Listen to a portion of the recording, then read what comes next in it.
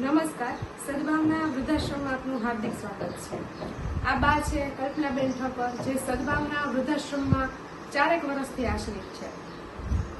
આજ રોજ સદભાવના વૃદ્ધાશ્રમમાં દાતાશ્રી સ્વ પરસોત્તમભાઈના સ્મરણાર્થે હસ્તે અરવિંદભાઈ તલવાણિયા તરફથી બાને 1 વર્ષ માટે દત્તક લીધેલા છે।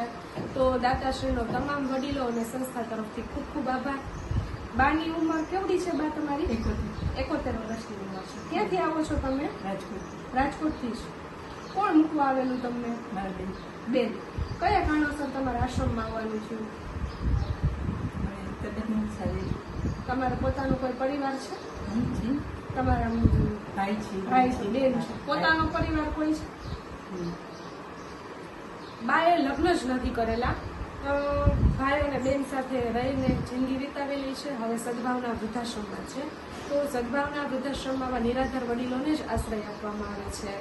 તો દત્તક લેનાર દાતાશ્રીનો બા અને સંસ્થા તરફથી ખૂબ ખૂબ આભાર।